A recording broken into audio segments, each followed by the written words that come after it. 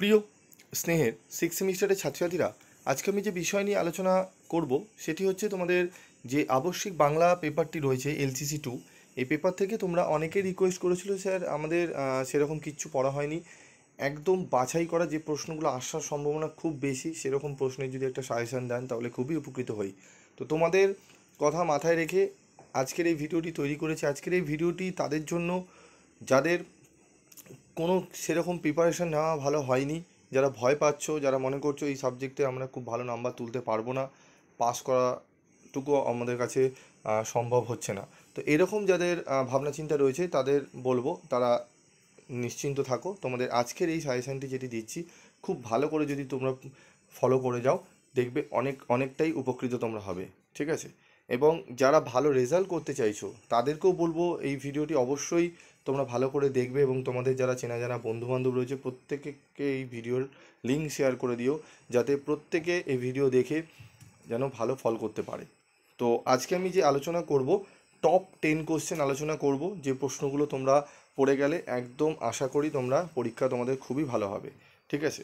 তো দেখো, আমাদের এই সাবজেক্টে স্টাডি মেটেরিয়ালও আমাদের রয়েছে। যারা স্টাডি মেটেরিয়াল সংগ্রহ করতে চাও, যে সাজানো গোছানো অ্যান্সার আমরা একদম চোখের সামনে পাবো, হাতের সামনে খুব সোজা সরল ভাষায় লেখা উত্তর পাবো, যেগুলো পড়তে আমাদের খুব সুবিধা হবে, যদি নিতে পেতে চাও তাহলে অবশ্যই স্ক্রিনে দেওয়া নাম্বারে যোগাযোগ করে নিয়ে নিও। তো দেখো, 1 নম্বরের প্রশ্ন, যে প্রশ্নটি অত্যন্ত গুরুত্বপূর্ণ এবছরের জন্য, সেটি হচ্ছে কল্লোল পত্রিকা। কল্লোল পত্রিকা সম্পর্কে তোমাদের ভালো করে পড়ে যেতে হবে, ঠিক আছে? পত্রিকাটি টেক্সট বই যাদের কাছে রয়েছে খুব খুঁটিয়ে কল্লোল পত্রিকা ভালো করে পড়ে যাও, কারণ কল্লোল পত্রিকা 9-10-এ 9-5-এ এবার আসার সম্ভাবনা প্রবল রয়েছে। তো কল্লোল পত্রিকা কত সালে কাদের যৌথ প্রচেষ্টায় প্রথম প্রকাশিত হয়? রবীন্দ্র ভাবাদর্শ প্রভাবমুক্ত এই পত্রিকার মাধ্যমে কিভাবে আধুনিক বাংলা সাহিত্যের সূত্রপাত ঘটেছিল আলোচনা করো। পরিচয় পত্রিকাকে কেন্দ্র করে এক নতুন ধরনের সাহিত্য রচনার প্রবণতা দেখা যায়, আলোচনা করো। এই দুটি প্রশ্নই অত্যন্ত গুরুত্বপূর্ণ। এর সাথে আরেকটি প্রশ্ন রয়েছে, সংবাদ প্রভাকর পত্রিকাটি কত সালে কার সম্পাদনায় প্রকাশিত হয়? বাংলার সাময়িক পত্রের ইতিহাসে এই পত্রিকার গুরুত্ব নির্ণয় করো। আমি এই 3টি প্রশ্ন কিন্তু তোমাদের মডেল প্র্যাকটিস সেটও আমি তোমাদের বলে দিয়েছিলাম যখন আমি আলোচনা করছিলাম। আশা করি এই 3টে তোমরা করে নিয়েছো। এই 3টে প্রশ্ন আমি বারবার তোমাদের কিন্তু ইম্পর্টেন্ট বলছি, এই 3টে প্রশ্ন তোমরা সমসাময়িক পত্রিকা থেকে ভালো করে পড়ে যাও, এই 3টে প্রশ্ন, ঠিক আছে? আর যদি মনে করো যে স্যার আরেকটা প্রশ্ন আমরা রিস্ক নেবো না, পড়ে যাবো, তাহলে তত্ত্ববোধনী এই পত্রিকাটাও আসার সম্ভাবনা রয়েছে। তবে অরে দেবে, তোমরা ওপরে 3টে থেকে যে কোনো একটা পেয়ে যাবে, অরে হয়তো এই প্রশ্নটা দিতে পারে।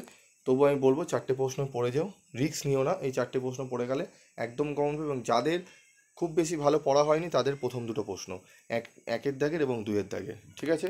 তারপর চলো আমরা দেখে নেবো এবার উপন্যাস থেকে যে প্রশ্নটি অত্যন্ত গুরুত্বপূর্ণ, রজনী উপন্যাসের লবঙ্গলতা চরিত্রটি বিশ্লেষণ করো। এই প্রশ্নটি খুব ভালো করে পড়বে, এবং এর সাথে পড়বে রজনী উপন্যাসের নামকরণের সার্থকতা বিচার করো।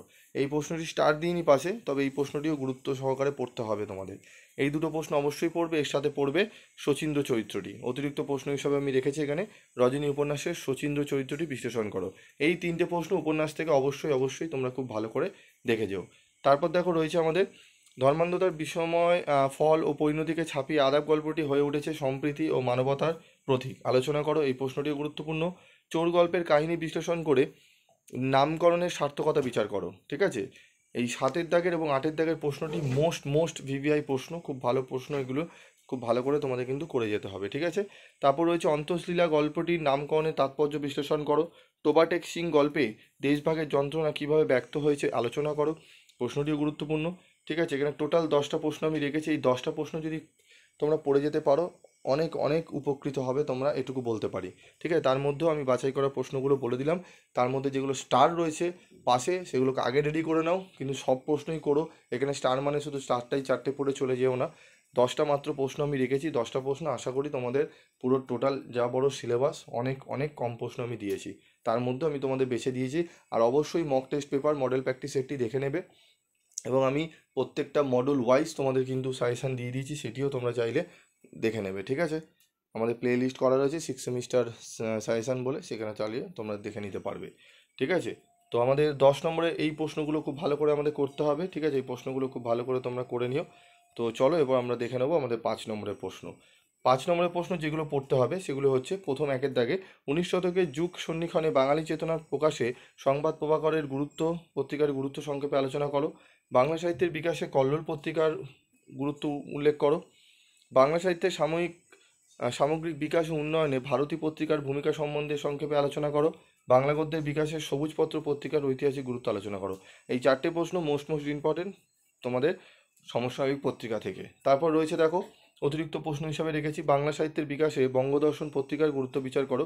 এর মধ্যে থেকে তোমরা যে প্রশ্নগুলো খুব ভালো করে পড়বে সেটি হচ্ছে একের দাগের প্রশ্নটি, 3-এর দাগের প্রশ্নটি এবং 4-এর দাগের প্রশ্নটি। তিনটে মোট প্রশ্ন পড়তেই হবে এখান থেকে। 1, 3, 4 অবশ্যই খুব ভালো করে পড়ে নেবে। তারপর দেখো রয়েছে রজনী উপন্যাসের নায়ক বিচার করো। নায়ককে রজনী উপন্যাসে বঙ্কিমচন্দ্রের রোম্যান্স প্রবণতা রজনী উপন্যাসটিকে দুর্বল করেছে কিনা আলোচনা করে বুঝিয়ে দাও। রজনীর গৃহত্যাগের কারণ সংক্ষেপে লেখো। প্রশ্নটি গুরুত্বপূর্ণ। অমরনাথের চরিত্রটির বৈশিষ্ট্যগুলি চিহ্নিত করো। এখান থেকে 4টে প্রশ্ন দিলাম। এই 4টে প্রশ্ন ভালো করে তোমরা রেডি করে নিও। বোঝা গেল? এই 4টি প্রশ্ন খুব ভালো করে রেডি করবে। এরপর আমরা চলে যাব গল্পেতে। দেখে নাও রেকর্ড গল্পটির বৈশিষ্ট্যের পরিচয় দাও। রেকর্ড গল্পের যে বৈশিষ্ট্য রয়েছে সেটি আলোচনা করো। অন্তর্লীলা গল্প অবলম্বনে শকুন্তলা দেবীর চরিত্র বিশ্লেষণ করো। ছোটলোক গল্পে রিস্কাওয়ালা চরিত্রটির পরিচয় দাও। ছোটলোক গল্পে প্রকৃত ছোটলোকের পরিচয় দাও। এই প্রশ্নটি ভালো করে পড়বে। এই প্রশ্নগুলো খুব ভালো করে তোমরা রেডি করে নিই। এখানে 11টা মাত্র প্রশ্ন রেখেছি, ঠিক আছে? এটি 10টি রাখতাম, আরেকটা আমি এক্সট্রা রেখেছি, ঠিক আছে? তো টোটাল আমি 11টি প্রশ্ন 5 নম্বরের জন্য এবং 10 নম্বরের জন্য 10টি প্রশ্ন আমি রেখেছি। এই প্রশ্নগুলো যদি ভালো করে নিতে পারো, আমার আশা করি তোমাদের বাংলা পরীক্ষা খুব ভালো যাবে। এবং তোমাদের আর কোন কোন সাবজেক্টে এরকম লাস্ট মিনিটের সাজেশান লাগবে অবশ্যই তোমরা কমেন্ট করে জানাও। আমি তোমাদের এক এক করে লাস্ট মিনিটের সাজেশানগুলি দিয়ে দিচ্ছি।